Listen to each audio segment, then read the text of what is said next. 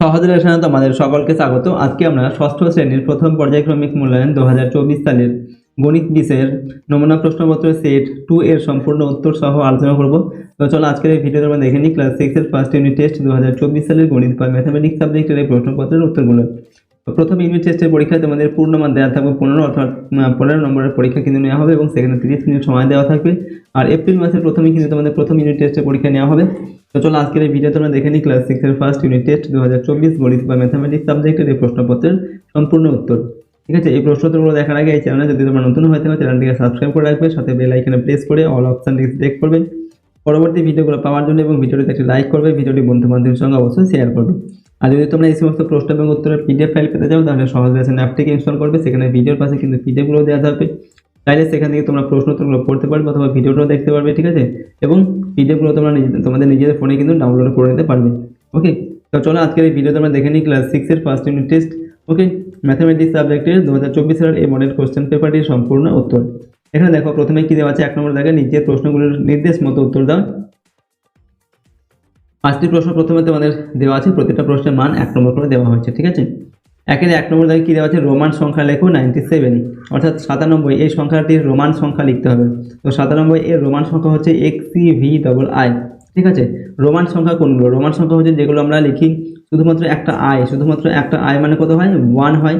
ঠিক আছে, দুটো আই যদি আমরা দিই তার মানে কি 2 হয়। ঠিক আছে, তিনটি আই তার মানে হচ্ছে 3, এগুলো হচ্ছে রোমান সংখ্যা। ঠিক আছে, IV তার মানে হচ্ছে কত, 4, ভি এটার মানে হচ্ছে কত, 5, তারপর VI এটার মানে হচ্ছে কত, 6।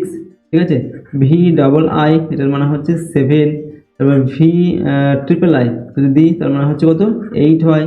তারপর IX মানে হচ্ছে 9, এগুলো হচ্ছে রোমান সংখ্যা। ঠিক আছে, শুধুমাত্র যদি X মানে হচ্ছে কত, 10। আবার X এর পরে যদি আমরা 1 দিই, একটা I দিই তাহলে কি হবে, 11 হবে। X এর পরে যদি আমরা দুটো I দিই কি হবে, 12 হবে। X এর পরে যদি আমরা 3টি I দিই কত হবে সেটা 13 হবে। ঠিক আছে, তারপরে X এর পরে IV যদি দিই কত হবে, সেটা হবে 14 বা 14। তারপরে X এর পরে যদি V দিই কত হবে, 15 হবে। ঠিক আছে, X এর পরে যদি VI দিই সেটা হবে 16 হবে। X এর পরে যদি আমরা V এর পরে I দিই কত হবে, 17 হবে। X এর পরে VII যদি দিই কত হবে, সেটা হবে আমাদের 18। ঠিক আছে, তারপরে হচ্ছে XIX মানে হচ্ছে 19 বা 19, আর XX তার মানে হচ্ছে কত, 20। ঠিক আছে, তো 20 পর্যন্ত এই সংখ্যাগুলো কিন্তু আমাদের ভালোভাবে মনে রাখতে হবে, তারপরে ওগুলো কিন্তু তোমরা নিজেরাই তৈরি করতে পারবে। যেমন হচ্ছে XX এর পরে যদি একটা I দিই তাহলে 21 হবে, দুটো I দিলে 22 হবে, তিনটে I দিলে 23 হবে, IX দিলে 24 হবে, এরকম করে তৈরি করবে। ঠিক আছে, এরপর দেখো 30 মানে কত, XXX মানে বা 3টে X যদি দিই এটার মানে হচ্ছে 30। আর XL মানে হচ্ছে 40। ঠিক আছে, তারপরে হচ্ছে L, শুধু L মানে হচ্ছে 50। আর LX, ঠিক আছে 50 এটা, LX মানে হচ্ছে 60। ঠিক আছে, LXX মানে হচ্ছে 70 বা 70। আর L এর পরে যদি আমরা 3টে X দিই তাহলে সেটা হবে 80। ঠিক আছে, বা 80।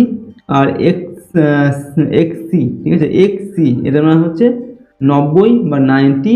আর শুধু C মানে হচ্ছে 100। ঠিক আছে, এই 100 পর্যন্ত কিন্তু তোমাদের মনে রাখতে হবে। ঠিক আছে, ওকে, তো চলো এরপরের অঙ্ক আমরা দেখবো। তো দেখো এরপর তোমাদের যদি এই 97 জায়গায় অন্য কোনো সংখ্যা দেওয়া থাকে, যেমন ধরে নাও তোমাদের এখানে দেওয়া থাকলো 28, ধরে নাও দেওয়া আছে 28 যদি বলে রোমান সংখ্যা লেখো, কীভাবে লিখবে, 20 কি XX মানে হচ্ছে 20। ঠিক আছে, XX মানে হচ্ছে 20 হয়। ঠিক আছে, তো XX লিখবে, যে XX এখানে XX মানে 20, তো XX মানে 20, তারপরে 8 মানে কি হবে, V এর পরে 3টে I, তো এটা হয়ে যাবে 28। ঠিক আছে, এরকম করে কিন্তু রোমান সংখ্যাগুলো তোমাদের লিখতে হবে। 2 নম্বর দাগে দেওয়া আছে একটি বৃত্তের ব্যাসার্ধ 16 সেন্টিমিটার হলে ব্যাস হবে ড্যাশ সেন্টিমিটার। তো একটি বৃত্ত যদি এরকম হয় তার ব্যাসার্ধ দেওয়া আছে 16 সেন্টিমিটার, ব্যাসার্ধ হচ্ছে 16 সেন্টিমিটার, তাহলে ব্যাস তার ডবল হবে। ঠিক আছে, 16 ডবল হবে কত হবে, 32 হবে ব্যাস। ব্যাসের জায়গায় কি বসবে, 32 বসবে। ব্যাস সবসময় ব্যাসার্ধের ডবল হয়। ঠিক আছে, তো এখানে হবে 32। পরেরটা দেখো 3 নম্বর দাগে 7, এখানে দেওয়া আছে 7, 9, 3, 0, 1, 4, 2, এগুলো দিয়ে তৈরি 7 অঙ্কের ক্ষুদ্রতম সংখ্যাটি লেখো। এটা এগুলো দিয়ে আমাদের কি করতে হবে, সব থেকে ছোট সংখ্যা লিখতে হবে। তো সব থেকে ছোট সংখ্যা লেখার জন্য এই অঙ্কগুলিকে আমাদের ছোট থেকে বড় হিসেবে সাজাতে হবে। সব থেকে ছোট হচ্ছে শূন্য, কিন্তু শূন্যকে যদি আমরা প্রথমে দিই তাহলে সেই শূন্যর কিন্তু কোনো দাম থাকবে না, শূন্যটাকে সবসময় কিন্তু মাঝখানে বসাতে হয়। তো সব থেকে ছোট আমাদের প্রথমে 1 বসাতে হবে, তারপর হবে শূন্য, ঠিক আছে, তারপর হবে 2, তারপর হচ্ছে 3 হবে, তারপর 4 হবে, তারপর 7 হবে, তারপর 9 হবে, এরকম করে লিখতে হবে। তো 1 0 2 3 4 7 9 এটা হচ্ছে আমাদের সব থেকে ছোট সংখ্যা বা ক্ষুদ্রতম সংখ্যা, ঠিক আছে, এই অঙ্কগুলো দিয়ে।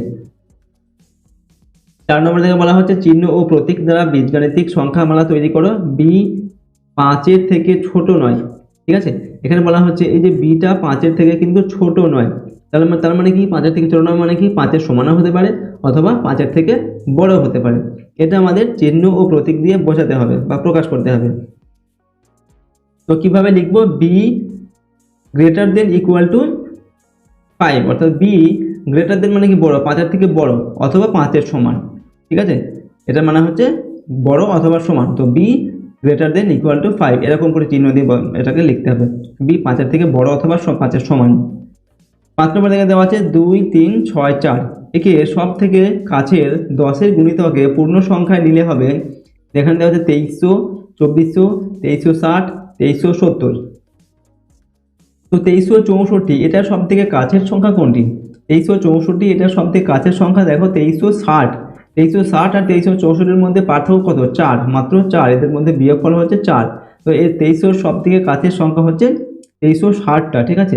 2370টা কিন্তু এর থেকে 6 বেশি, আবার 2400 এর থেকে কত? 36 বেশি, আর 2300 এটা কত? 64 কম এটার থেকে, তার মানে 2364 কাছের সংখ্যা হচ্ছে কত? 2360টা। সুতরাং আমাদের উত্তর হবে অপশন সি এরটা, ঠিক আছে, 2360। পরের প্রশ্ন দেখো, 2 নম্বর থেকে নিচের প্রশ্নগুলোর উত্তর দাও। এখানে দুটি প্রশ্ন দেওয়া আছে, প্রতিটা প্রশ্নের মান 2 নম্বর করে, 2 গুণে 4 নম্বর দেওয়া আছে। নাম্বার 1 দেওয়া আছে 2 7 3 9 4 7 6 এর 7-এর দুটি স্থানীয় মানের পার্থক্য লেখো। এখানে দেখো 7 দু জায়গায় আছে, এই একটা 7 আছে, এখানে একটা 7 আছে, এই দুটি 7-এর যে স্থানীয় মান সেটার মানের পার্থক্য লিখতে হবে, অর্থাৎ মান দুটির বিয়োগফল কত হবে সেটাই আমাদের লিখতে হবে। তো প্রথমে যে 7 আছে, এই 7-এর পর কটা সংখ্যা আছে? 2 4 5টা সংখ্যা আছে, মানে এই 7টার পর 5টা শূন্য হবে। তো 2 4 5টা শূন্য কিন্তু আমরা এখানে দিলাম। এবার এখানে এই যে 7টা, এই 7-এর পরে একটা সংখ্যা আছে, ঠিক আছে, এখানে একটা সংখ্যা আছে, তো 7-এর পরে হবে একটা সংখ্যা, একটা শূন্য হবে। তো এবার এইগুলোর সাথে এই 70 বিয়োগ করতে হবে, ঠিক আছে। তো বিয়োগটা যদি তোমরা করো, আমরা 7-এর পরে কটা শূন্য নেবো? 1 2 3 4 5টা শূন্য নিয়ে তার নিচে লিখবো 70, লিখে এটাকে বিয়োগ করতে হবে, তো শূন্য হবে। আর 7 আর কয় 10? 3 10 হয়, হাতে 1 থাকে, 1 আর কয় 10? 9 10, হাতে 1 থাকে, আবার 1 আর 9 10, হাতে 1 থাকে, আবার 1 আর 9 10, হাতে 1 থাকে। 6 আর 6 থেকে 1 বাদ দিলে 7 থেকে 1 বাদ দিলে 6 হয়। তো 6 3 9, তারপর 3, তারপর 0, এটা হয়ে যাবে আমাদের উত্তর, ঠিক আছে। এবং আমরা উত্তর কি লিখবো? অতএব 2 7 3 9 4 7 6, ঠিক আছে, এর 7-এর দুটি স্থানীয় মানের পার্থক্য, মানে যেটা আমাদের দেওয়া আছে সেটা লিখলাম, সেটা লিখবো। লেখার পর আমরা কি করব, এর পার্থক্য হচ্ছে যেটা আমরা বিয়োগ করে পেলাম সেটা এখানে লিখবো, ঠিক আছে।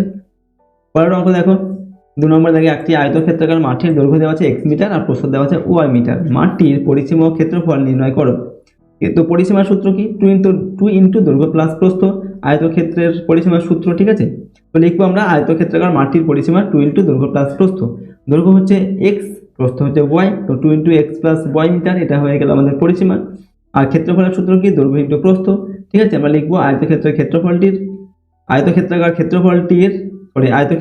মাঠটির ক্ষেত্রফল, ঠিক আছে, দৈর্ঘ্য ইন্টু প্রস্থ। দৈর্ঘ্য হচ্ছে x, প্রস্থ হচ্ছে y, তো x y বর্গমিটার হবে, ঠিক আছে। ক্ষেত্রফলের ক্ষেত্রে সবসময় কিন্তু বর্গ লিখতে হবে, বর্গ মিটার থাকলে মিটার, সেন্টিমিটার থাকলে সেন্টিমিটার, ঠিক আছে, যেটা থাকবে সেটা লিখতে হবে, বর্গ দিয়ে লিখতে হবে। আর পরিসীমাতে কিন্তু শুধু মিটার লিখবে। পরের প্রশ্ন হচ্ছে দেখো, 3 নম্বর দেখে নিচের প্রশ্নগুলির উত্তর দাও। এখানে প্রশ্নের মান 3 নম্বর করে এবং দুটি প্রশ্ন দেওয়া আছে, 3 দুগুণে 6 নম্বর।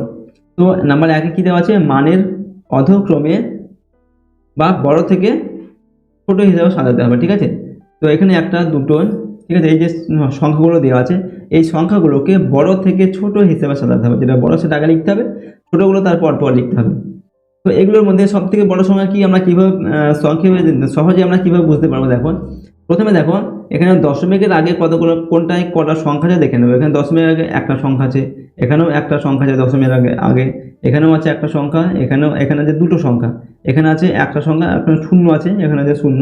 তার মানে দশমিকের আগে দুটো সংখ্যা আছে কোনটা? এইটা, এই সংখ্যাটা, তার মানে এই সংখ্যাটা হবে সব থেকে আমাদের বড়। সুতরাং এইটা আমাদের সব থেকে সবার আগে লিখতে হবে, এটা হচ্ছে আমাদের প্রথম 1 নম্বর হয়ে যাবে, প্রথম বড়। তো এবার বাকিগুলোর মধ্যে সব থেকে বড় কোনটা?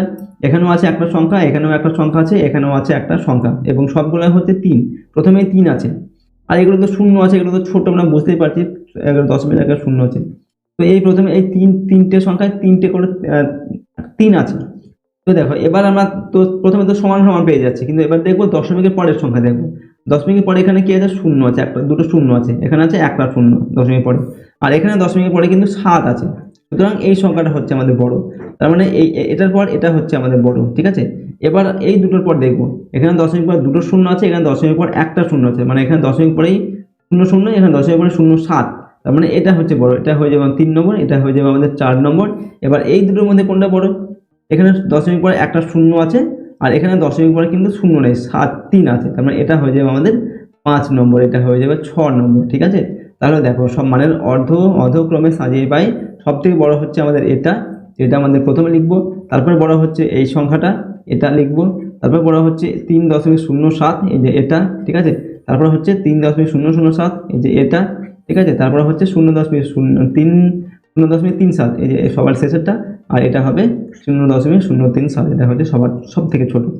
তো এরকম করে ছোট থেকে বড় থেকে ছোট হিসাবে এগুলোকে সাজাতে হবে। এগুলোকে কিন্তু অন্যরকমভাবেও তোমরা যাচাই করতে পারো, সেগুলো একটু বড় হয়, যেখানে আমি সংক্ষেপে তোমাদের বুঝিয়ে দিলাম কীভাবে তোমরা বুঝবে কোনটা বড় এবং কোনটা ছোট। এরপর দেখো 2 নম্বর দেখো প্রশ্ন, হোস্টেলে 20 জন ছাত্রের 30 দিনের জন্য 150 কিগ্রা আটা মজুত আছে, কিন্তু 20 কিগ্রা আটা নষ্ট হয়ে গেছে ও 5 জন ছাত্র বাড়ি চলে গেছে, বাকি আটায় অবশিষ্ট ছাত্রের কতদিন চলবে? এখানে দেখো আমাদের কি দেওয়া আছে, প্রথমে হোস্টেলের প্রথমে ছাত্র ছিল 20 জন, ঠিক আছে। তারপর 5 জন বাড়ি চলে গেল, এখন ছাত্র কতজন আছে? 20 থেকে 5 জন বাদ দিলাম, এখনো 15 জন আছে। আর ছিল কি 150 কিগ্রা আটা ছিল, ঠিক আছে। 150 কিগ্রা আটার মধ্যে 30 কিগ্রা আটা কিন্তু নষ্ট হয়ে গেছে, ঠিক আছে। এখন কত কিগ্রা আটা আছে? 120 কিগ্রা আটা আছে। তাহলে হোস্টেলে যে 20 জন ছাত্র ছিল, এই 20 জন ছাত্রের আর 120 কিগ্রা আটা আছে, ঠিক আছে। তাহলে আমরা কি করব? আমাদের বলা হয়েছে কি 5 জন ছাত্র চলে গেছে, এবারে যে অবশিষ্ট ছাত্র যারা আছে তাদের এই 120 কিগ্রা যে আটা আছে, ঠিক আছে, 30 কিগ্রা তো নষ্ট হয়ে গেছে, ঠিক আছে। এই 120 কিগ্রা আটায় এই 15 জন ছাত্রের আর কতদিন চলবে সেটা আমাদের বের করতে হবে। তো প্রথমে আমাদের আটা কত ছিল? 150 কিগ্রা আটা ছিল। তো 150 কিগ্রা আটায় 20 জন ছাত্র ছিল, এই 20 জন ছাত্রের কিন্তু 30 জন চলতো, ঠিক আছে। এটা কিন্তু আমাদের প্রথমে দেওয়া আছে। এবার আমাদের কি হয়েছে না, 5 জন ছাত্র কমে গিয়েছে, আর 30 কেজি আটা কিন্তু কমে গিয়েছে, ঠিক আছে।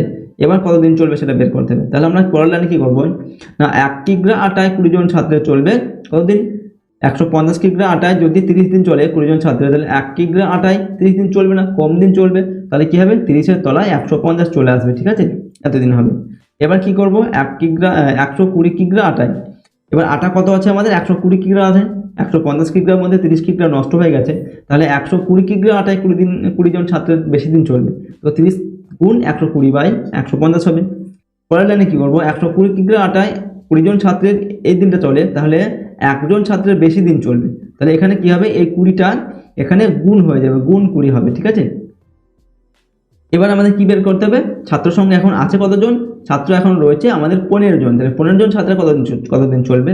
তাহলে 120 কিগ্রা আটায়, তাহলে 120 কিগ্রা আটায় 15 জন ছাত্রের চলবে, 15 জন ছাত্রের কম দিন চলবে, তো 15 জন ছাত্রটা কি হবে? ভাগ হয়ে যাবে, সুতরাং এটা তলায় চলে আসবে, 150-এর সঙ্গে গুণ 15 হবে, ঠিক আছে। এবার কি করতে হবে? আমাদের এটাকে এই অংশটাকে কাটাকুটি করে দেখতে হবে আমরা কত পাচ্ছি। তো এখানে যদি আমরা এই একটা শূন্য কেটে দিই, এখান থেকে এই একটা শূন্য কেটে দিলাম, ঠিক আছে, দুটো শূন্য কেটে দিলাম। আচ্ছা, এরপর আমরা কি করছি? এই 15টাকে এই 30 দিয়ে আমরা করছি, 15 দুগুণে 30 হয়ে গেল, ঠিক আছে, 15 দুগুণে 30। এবার এই 15 আর 120 কেটে দাও, 8 15 120 হয়, ঠিক আছে, 8 15 120, 6 15 90, 7 15 105, 8 15 120। তো 8 হয়ে গেল, তারপরে কি 8 দুগুণে 16, আর এই 2 আছে, 16 দুগুণে 32, তো 32 দিন আমাদের উত্তর পেলাম কত? 32 দিন। আমরা লিখবো বাকি আটায় অবশিষ্ট ছাত্রের 32 দিন চলবে, ঠিক আছে। অর্থাৎ ছাত্র বাকি আছে কত? এই যে 15 জন ছাত্রের এই যে 120 কিগ্রা আটা, সেটা তাদের 32 দিন চলবে। এইভাবে কিন্তু অঙ্কটির সমাধান করতে হবে, ঠিক আছে। তো দেখো এই ভিডিওতে আমরা ক্লাস 6 এর ফার্স্ট ইউনিট টেস্ট তোমাদের 2024 সালের ম্যাথামেটিক্স সাবজেক্টের একটি মডেল কোশ্চেন পেপারের সম্পূর্ণ উত্তর সম্পর্কে আলোচনা করলাম। প্রতিটি প্রশ্ন উত্তর কিন্তু খুবই গুরুত্বপূর্ণ, সুতরাং সমস্ত প্রশ্ন এবং উত্তরগুলো তোমরা ভালোভাবে কিন্তু প্র্যাকটিস করবে তোমাদের ফার্স্ট ইউনিট টেস্টের পরীক্ষার জন্য। ওকে, আর এই চ্যানেলে যদি তোমরা নতুন হয়ে থাকে চ্যানেলটিকে সাবস্ক্রাইব করে নেবে, সাথে বেল আইকনটা প্রেস করবে, অল অপশনটি সিলেক্ট করে নেবে পরবর্তী ভিডিওগুলো পাওয়ার জন্য, এবং ভিডিওটিতে একটি লাইক করবে, ভিডিওটি বন্ধু বান্ধবীর সঙ্গে শেয়ার করবে। আর যদি পিডিএফ পেতে চাও এই সমস্ত প্রশ্নোত্তর, তাহলে সহজ লেসন অ্যাপটিকে ইনস্টল করবে, সেখানে ভিডিওর পাশে পিডিএফগুলো দেওয়া থাকবে, চাইলে সেখান থেকে প্রশ্নোত্তরগুলো পড়তে পারবে, অথবা পিডিএফগুলো নিজেদের ফোনে কিন্তু ডাউনলোড করে নিতে পারবে। তো চলো আজকের এই ভিডিওটিকে আমরা এখানে শেষ করছি। সম্পূর্ণ ভিডিওটি দেখার জন্য অসংখ্য ধন্যবাদ।